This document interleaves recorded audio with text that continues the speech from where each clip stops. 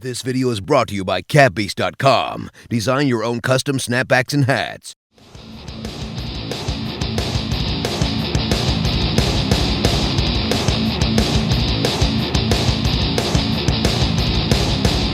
What is going on, guys? JD from New York here. Empty on coffee. Woke up this morning, I got no goddamn K-Cups in my little K-Cup carousel on my kitchen counter, and I'm freaking out. It's like I'm a crackhead looking for a fix, man. I got no coffee. So I had to go to Dunkin' Donuts and get a coffee. This is empty. I need another one, man. I should have a Dunkin' Donuts installed in my backyard over here, you know? Anytime I need it, there's an Indian guy just standing there. Because you know every time you walk into a Dunkin' Donuts, there's an Indian guy standing there. Probably a Roman Reigns fan. Large coffee, cream, and 2 sugars, please.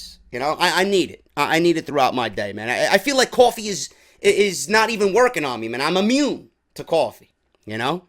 But it is what it is, man. I woke up, I did a few things this morning. I clean-shaved myself because I was a fucking mess. It's been a rough week, bunch of drama we're not going to discuss here. We're going to move on into the future. We're going to move forward and concentrate solely on what we do here, and that is deliver the best. This is the best podcast right here on YouTube.com for everything WWE. Today, I got a little bit extra for you. Off the script, we're going to discuss the Mae Young Classic final, Kairi Sane and Shayna Baszler. I actually went back and watched the Mae Young Classic final again for a second time. Last night, we watched it on Twitch live with everybody, but I was a little exhausted.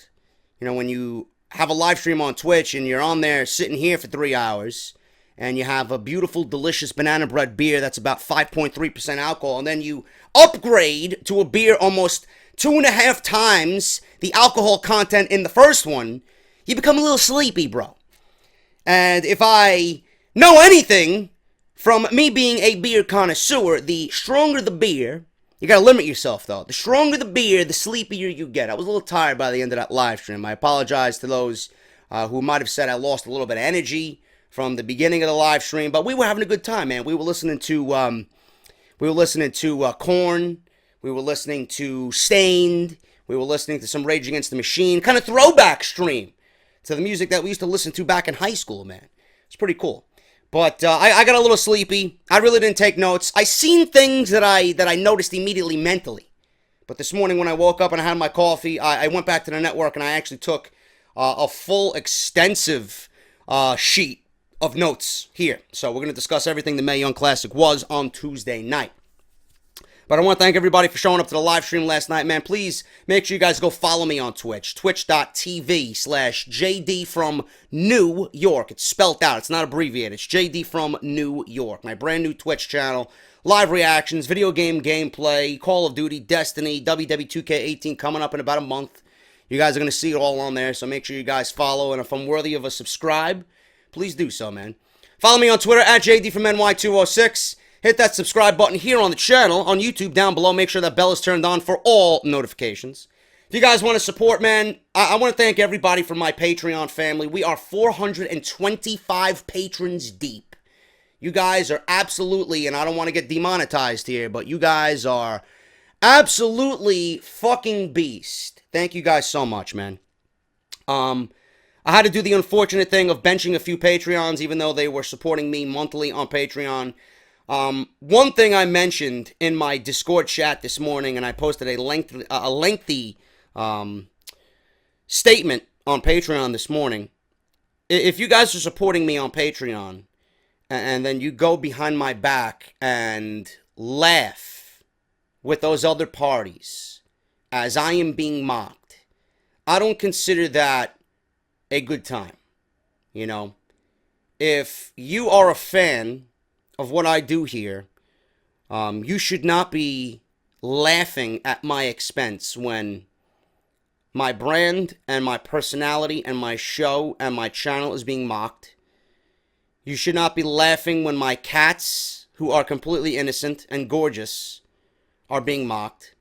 You should not be laughing as my mother is being thrown around in a live stream, you know, with people saying that they're going to visit my mother and shove foreign objects up my mother's ass and then take over her backyard. No, we don't want none of that. If you're laughing at any of that stuff, then I don't give a shit how much money you've donated to me. You are being benched. Simple as that. Okay? So I just want to get that out there. I am not afraid to bench anybody. And if you are a Patreon and I found out you did that, you were benched. And I hold no regrets towards that at all. This is a business decision. I want no negativity coming my way. I'm too old for this shit, man. I'm too old for it. This is high school drama. I am here to deliver the best wrestling podcast on YouTube, which I do every single week. I don't want any negativity, okay? I will not be mentioning anything. I will not be mentioning any names. I'm moving forward. The only thing that I have in my sights is 100,000 subscribers. The only thing that I have in my sights is House of Glory and doing a great job with House of Glory, making them proud, making that brand stand out, moving myself to the next level, breaking into this business, developing relationships with great people like Justin LaBar and Jason Solomonster. That's what I want to do. And eventually working with Luigi and Dank. I love to get a podcast up with CM Pulse, Tubby Emu, you know, my boy Macho T, working with him and growing him. Those are the people I want to work with. Okay? Those people have never said anything bad about me. And I've met all those guys. I know Macho T. He comes to the House of Glory show. Shout out to him and his growth, nearing 35,000 subs. If you guys want a proper way to grow a channel, you look at him. But I love to work with all those guys. I met them SummerSlam weekend, and they were all fantastic people in person. You know, Luigi's a sweetheart. Pulse was great, you know. Very kind, very, very open, you know. Shared a beer with him. Tubby, the same thing. Wish I got a little bit more time with Tubby. Grim, same thing. That's the community, man. That is a community right there. Whatever's been showcased this week, the drama that's been showcased, I don't want any part of it, man. It wasn't a community. It wasn't a community from the get-go. It's always someone being thrown under the bus and things being misinterpreted and this and that. And then, you know, people just take it too far. And I don't want any part of that, man. That's my statement on that, okay? I don't want to talk about it anymore. I want to talk about the most important thing as to why people come here, and that's wrestling. So thank you to all my Patreons who have stuck with me. Thank you for all the kind words on Mario Kart 8. I love it. And thank you to those who told me to turn off smart steering and a nice tutorial on how to do it. Maybe next week we'll actually have a few first place finishes, man. Mario Kart 8 Deluxe gameplay for my $5 or more Patreons. Off the script early. Discord, chat. Great stuff going on over there, man. Patreon.com/JDFROMNY206. If you guys want to support with a t-shirt, real-looking t-shirts, not ones that are done in fucking 5 seconds that look like complete trash just for a simple buck. You guys are so desperate for money, you got to get fucking t-shirts out there that were concocted in 3 seconds. Meanwhile, I'm paying $75 per design, and people have long-lasting t-shirts that are visible, that are bright, that are stand out, and actually make sense to what I'm talking about here. You know? Barbershopwindow.com/offthescript. Use coupon code JD17 at checkout for 20% off your entire purchase. Having a little bit of difficulty getting in touch with Connor, man. I don't know what's going on. I know he's busy. He's got his own clothing design and his own clothing website, his own clothing line. I know he's busy with that, but I sent him a few messages on the Enzo t-shirt. He hasn't got back to me yet, man. I might have to. I want to work with him because he's fucking talented as hell. But I might have to go through another designer to get my ideas across for Enzo Amore, man. So we'll see what happens with that. I want to get that out before Hell in a Cell. I would realistically like that. And then I would like to get I would actually like to get a Jinder Mahal of my TV design out as well before the holidays. So those would be the 2 ones before the holidays. But if you guys want your t-shirts, man, there's 9 designs on there right now. Barbershopwindow.com/offthescript. And Charlotte Flair has a new book out, a new audio book called Second Nature. If you guys want to get that for free, if you are new and haven't done so yet, sign up with my Audible link trial. audibletrial.com/offthescript. 30 days free to try Audible service. iPhone, Android, PC, tablet, whatever you guys are doing. Smart TV. Whatever piece of equipment you guys are using and you are able to access Audible. You can listen to Audible for 30 days free with 1 free audiobook given to you just for listening to me today, man. Support Audible. They've been a great sponsor of the show. audibletrial.com/offthescript and get your free audiobook today. Great way to support the show if you guys don't want to go through the Patreon or buy a t-shirt. And quick shout out to everybody over at capbeast.com. If you guys love my caps, well, this one I bought from the Brave Shop. But if you guys love caps, beanies, hats, you guys want your own custom logo embroidered on one of your own hats, Cap Beast has got it for you, man. Capbeast.com. They've been sponsoring the show all summer. Use code JD10 at checkout. I get nothing from it. You guys can support Cap Beast, and they've been a great sponsor of the show and gave me a coupon code just for you guys listening today, man. JD10 at checkout for capbeast.com. Thank you to listening to my bullshit, man. We're going to make this like an actual episode of Off the Script Extra, so it's going to be a little bit long, man. We're going to be talking about a lot of things. I got a lot of news regarding the Mae Young Classic, a few things that you might not have known about the final and what went into the final, what was WWE's original plan for the final. I'm actually going to go over the original plans for the Mae Young Classic final. Now, the Mae Young Classic is officially over. Kairi Sane is the first inaugural Mae Young Classic winner. Kairi Sane is the Mae Young Classic tournament winner by defeating Shayna Baszler in a hard-fought match in the finals. We'll discuss it in a little bit. The entire tournament was a success, with multiple new female stars getting showcased to the WWE Universe. Tournaments do work, Mr. McMahon. WWE reportedly went away from what they originally had planned for the Mae Young Classic finals. This is what those original plans were. Now, according to Dave Meltzer, in the latest Wrestling Observer newsletter, paid subscription, Kairi Sane versus Shayna Baszler was not the original plan for the Mae Young Classic finals. Before the tournament began, the final match was apparently planned to be Kairi Sane and Toni Storm. Toni Storm. Yes, Toni Storm is my new favorite.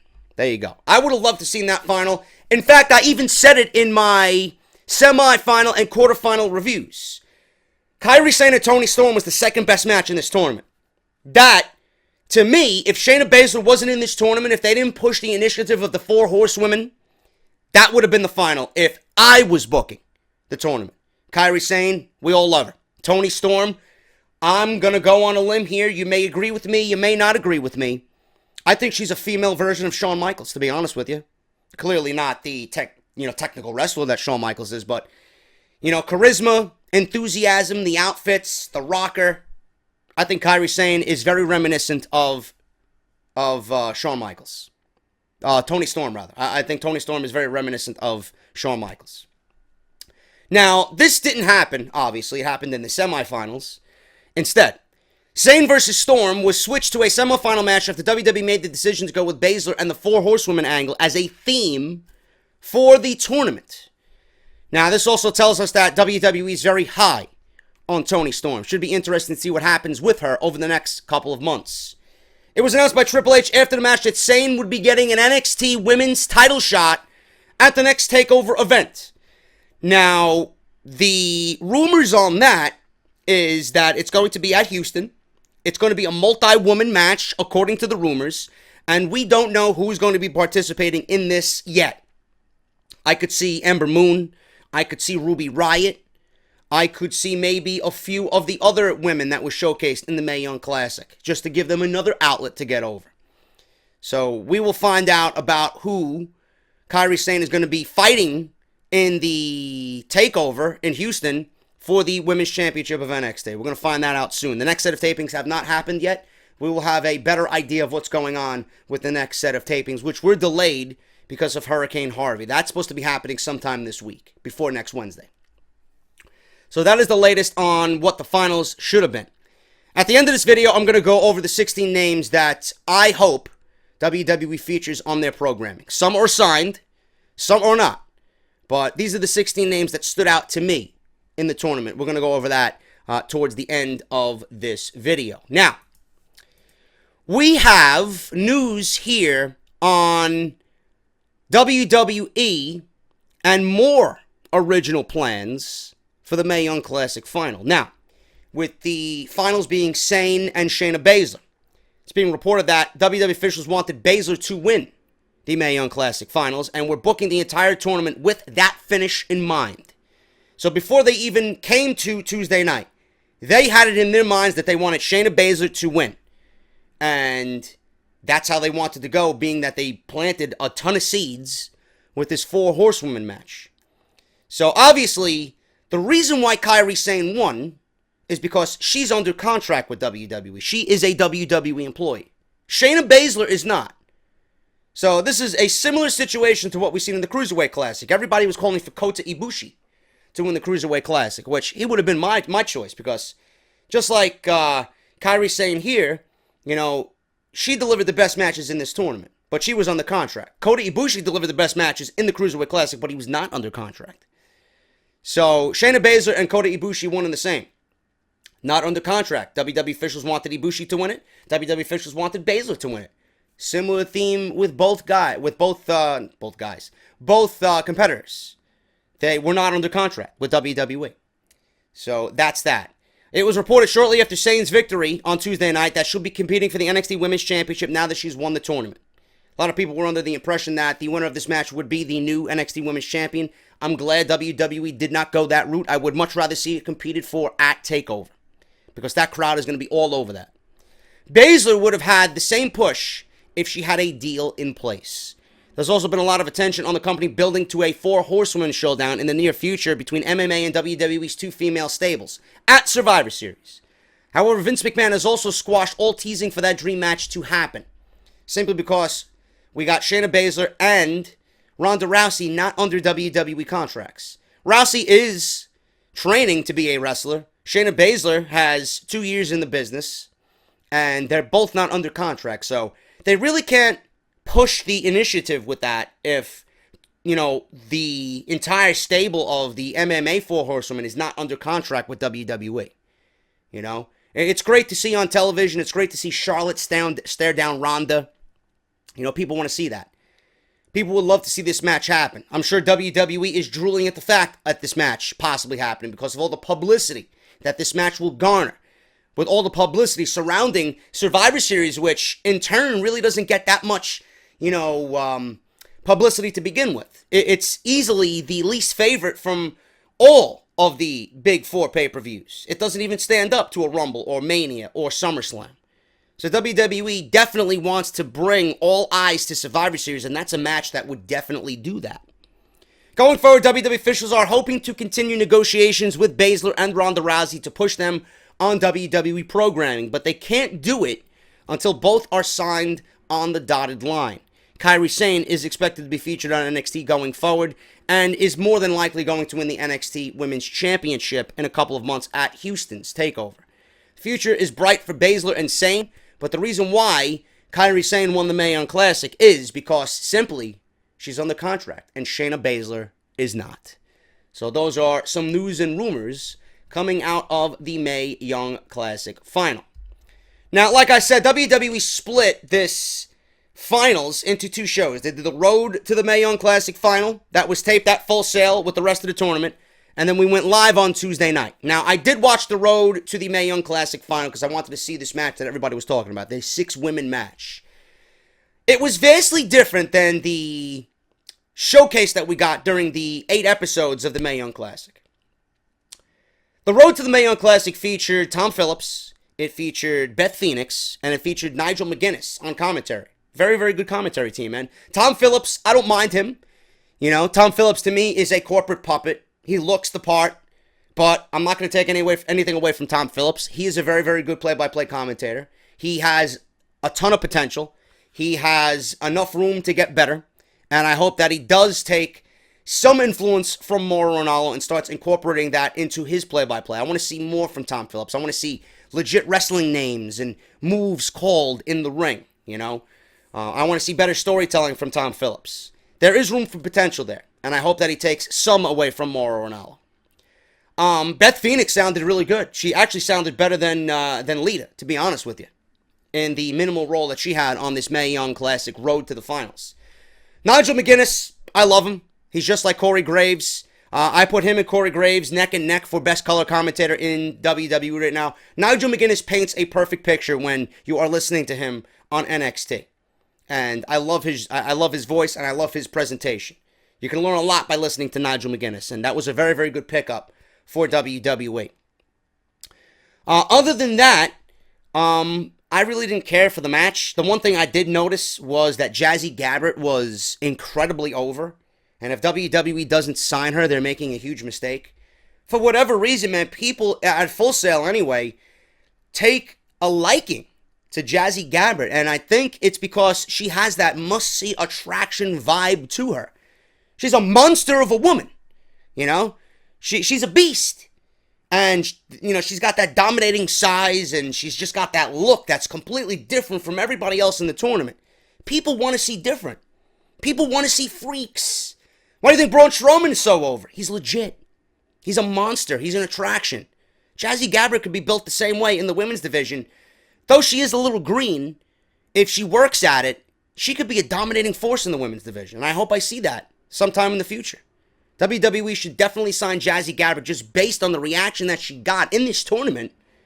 And just based on the fact that she is a potential big attraction for the women's division.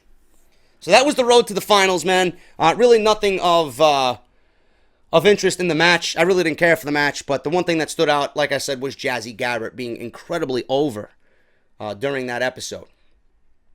Moving on to the finals, man. The finals were in Las Vegas after SmackDown Live. I had a big problem, before we even watched the finals after SmackDown Live. Everybody was pretty much saying the same thing that I've been saying. Why not have the finals at Full Sail University in front of the more intimate crowd? Because it would do both Baszler and Kairi Sane a lot of good. It would actually do the match justice. After sitting through a 2-hour SmackDown Live, you know, are you really going to want to put those two women out there in front of a crowd that probably don't know who these women are? It was a huge gamble for WWE. So having the finals in Las Vegas, to me, really hurt the overall atmosphere of what WWE wanted to present here.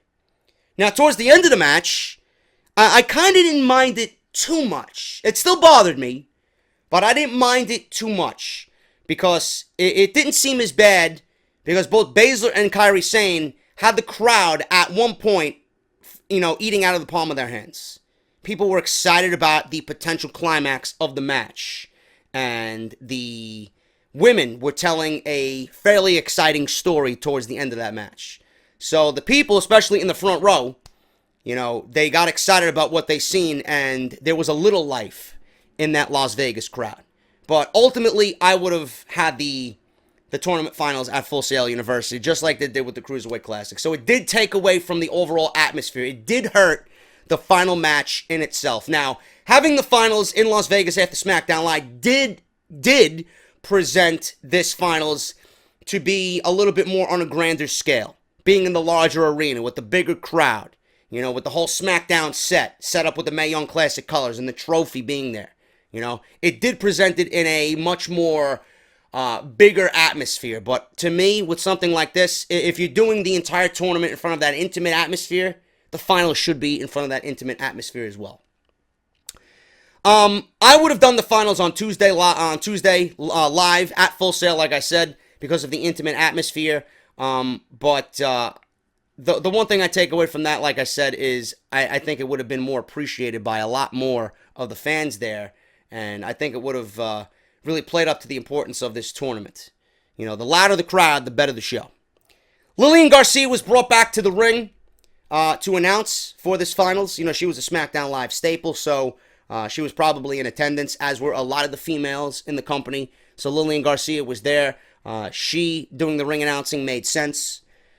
The commentary between Jim Ross and Lita. This was something that was vastly improved, taken away from the tournament. They were a lot more lively on the final than they have been the entire tournament. You know, Jim Ross calling the conclusion of this match, he sounded more excited for the conclusion of this match than he did in the entire tournament. I'm going to take a stab at this, and I put it in my notes here, and say that Jim Ross and Lita were lively because it was live, and for some reason, WWE, when they do tape shows, you know, outside of the Cruiserweight Classic, when Daniel Bryan and Mauro Ranallo did it, it was just a totally different beast. They didn't really fall into this category. But most of the time when you see WWE tape shows, It seems like it's lifeless. Everything from the crowd, to the show, to the atmosphere, to the commentating. It seems dead. So I'm going to take a stab at it and say that the reason why Lita and Jim Ross were lively was because, A, it was live, with the CWC being the exception. Daniel Bryan and Mauro Ranallo were absolutely amazing at what they did for the Cruiserweight Classic. Also, I'm going to say that Lita and Jim Ross, at the beginning of this tournament, didn't really know anybody going into this thing, so they were kind of playing it by ear, on the fly. By the end of this thing, Lita and Jim Ross knew who Kairi Sane and Shayna Baszler was, as before they did not, and they knew and were knowledgeable of both women going through the finals and going through the entire 32-women tournament. So knowledge probably had a factor in this as well. Now, for the match itself, both women were feeling each other out early. You know, obvious size difference. Shayna Baszler, the MMA background. Fun fact here, Shayna Baszler is 38 years old. And I did not know that until before this morning. I did not know that whatsoever. 38 years old is Shayna Baszler. Kairi Sane is 28. That may also have a factor in why WWE went with Kairi Sane as well. You know, Shayna Baszler, she could have another 10 years to go in a possible wrestling career. But the fact that she's older, WWE might have went with the more younger Kairi Sane and wanting to build this entire thing around her. You know, got to take that into consideration as well. But Shayna Baszler does not look 38 at all. I was shocked when I heard that. Wow. 38 years old. Both women were feeling each other out early. Baszler went for a cross arm breaker and a rear naked choke right in the beginning of the match. Kairi Sane escaped. Her quickness was key. Kairi tried to use her speed and used her speed to gain an advantage, but Baszler had a sick, wicked kick to the head, which landed Kairi on the outside. And then Shayna Baszler followed. Kairi Sane was trying to get back into the ring, and Baszler with a kick to the chest that rang out. Very devastating kicks. Early on, Baszler playing to her strength, slow, methodical submission. That's what she wanted to do. One thing I want to note here, Kairi plays her role extremely well, man. She is small. She is the underdog, and she sells incredibly well for her opponent. Kairi went for a spear, which has been a staple in all the matches that she's had. She went for her spear, but Shayna's size blocked the spear, and Shayna turned it into a gut-wrench suplex twice, which she calls two of a kind. I'm a big poker player, man. Something you guys might not know. Kairi tried to fight back with some stiff chops. She no-sold half of them, but her chest was clearly beat red by them. No-sold it. Then Kairi gets a jumping knee delivered right to her face. After Shayna no-sold those chops, she no-sold the first half, sold the second half, and then Kairi went for, I don't know what she was going for, but Shayna Baszler, right behind her, ran right up to her and delivered a jumping knee right to the face. Kairi fought back, went for her jumping flying elbow off the top, got caught in a rear naked choke. So Kairi Sane at this point got a rear naked choke applied to her, and this is where both women had the crowd. The crowd felt an ending coming very, very soon. That big-time submission after Kairi Sane fought back had the crowd ready to go, man. They were feeling it. They were excited. Kairi fought out of it, surprisingly, and Kairi then struck Shayna with a wicked back fist. That wicked back fist that almost beheaded Bianca Belair. Same thing happened here to Shayna Baszler. Kairi climbs the top rope and gets caught. Shayna had an elbow, that flying elbow, well scouted. Not the big elbow drop, but that phenomenal forearm-esque elbow that she delivers off the top rope. She had it scouted. Both women climbing the top. Shayna gets Kairi in a Kimura lock on the top turnbuckle. But Kairi headbutts her way out of it, and Shayna falls down and lands herself in a tree of woe. And that was followed by a double foot stomp and a near fall with a rope break. Shayna reached the ropes. Kairi went for the pinfall. Shayna reached the ropes. Referee broke the hold, or broke the pinfall. Kairi then finishes it with the elbow drop off the top rope, which was gorgeous. The camera angle was beautiful. Shayna took it like a beast and delivered that elbow drop right into Shayna's chest. 1, 2, 3. Kairi Sane is the Mae Young Classic inaugural winner of 2017. Triple H, Stephanie, and Sarah Del Rey in the ring to present Kairi Sane with roses. Shayna did not shake Kairi's hand before the match, but after the match, they both hugged, they both shook hands, and they both embraced. In the end, classy move for a woman in Shayna Baszler, who has been a legit badass this entire tournament. Very, very nice moment there. So that was pretty much it, man, and that was the final episode. Kairi Sane won it. I am assuming she's going to be the NXT Women's Championship within a couple of months, or champion within a couple of months. But the question now is, was this tournament a success? Yes. Because to me, just like the Cruiserweight Classic, my eyes are open to new talents that I hope to see on WWE television. Now, the WWE really hasn't done anything with the Cruiserweights at all. I think they failed the Cruiserweights immensely, putting them on 205 Live and not really featuring them on Monday Night Raw the way that they should. WWE did a lot of wrong with the Cruiserweights, man. I hope the same does not go for the women. I think the women are going to be better off, man. The women are going to have a nice platform to showcase their ability. There's even news on a possible Mae Young Classic next year. That's how big of a success this thing was. I'll talk about that on Off the Script.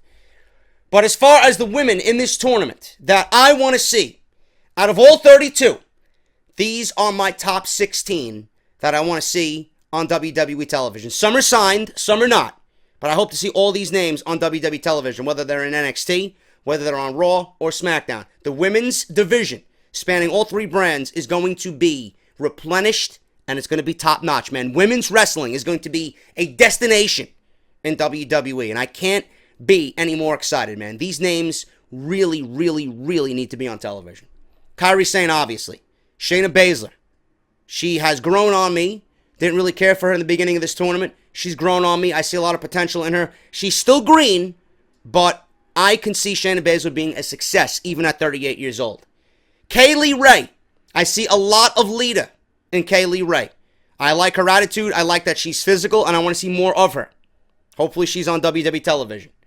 Sarah Logan. She's already in NXT. I want to see more of her. I think she's got a good look, and I think she's very decent in the ring. Tessa Blanchard. She has grown exponentially.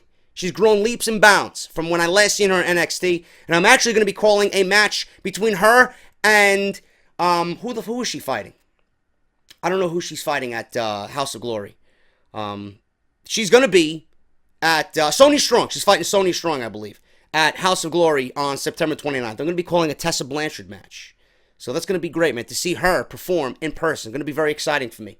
Jazzy Gabbert. Definitely got to sign Jazzy Gabbert, just based on the fact that she is an attraction. She is must-see, just based on her look. Santana Garrett. Got to sign her. Don't know why WWE hasn't signed her. We've seen her on NXT a few times. Very, very good look. Very good in the ring. Toni Storm, no doubt. I know WWE's high on Toni Storm. Toni Storm is a woman that could carry this division on her own when the time calls for it. I think she is great. My favorite in this entire tournament. Piper Niven. A lot of people put down Piper Niven. Fuck those people. Piper Niven delivered in this tournament, and I want to see more of her. She is great. Dakota Kai. What Bayley should be is Dakota Kai. Rhea Ripley, 20 years old, tall, great look, very attractive, athletic. WWE is going to have a field day with Rhea Ripley. She gets it right, she could be a major player in WWE. Candice LeRae, very, very good in this tournament. I want to see more of her. She's very likable. Same thing with Abby Lath. Abby Lath did a very good job in this tournament. Rachel Evers. Rachel Evers has grown as well from the last time I seen her. She's very, very solid in the ring. I want to see more of Rachel Evers. Mia Yim.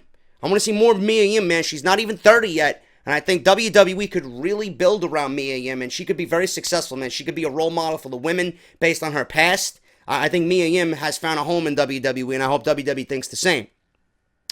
Last but not least, my second favorite from this entire tournament, man, and someone that I am excited to see succeed, and I can't wait to see on NXT, man. I think the ceiling, there is no ceiling for this woman. Same thing with Toni Storm. Bianca Belair. 1 year in the business, and she's that good. My God, man. If you are a wrestling fan, that's what you look for. That's what gets you excited. I can't wait to see more of Bianca Belair. And that is the Mae Young Classic. That is the final. Thank you guys so much, man. Hope you enjoyed the video. If you did, hit that thumbs up, and I will see you all tomorrow for episode 187 of the #1 wrestling podcast here on YouTube.com, and that is Off the Script. I'll see you guys later today. Possible live stream Going to record some off the script later as well for tomorrow. And thank you guys so much. Leave me your comments down below. Let me know what you thought about the final. Let me know who you want to see on WWE television moving forward. And I will see you all tomorrow for Off the Script. Have a great Thursday. I'm JD, and I'll see you all tomorrow for episode 187.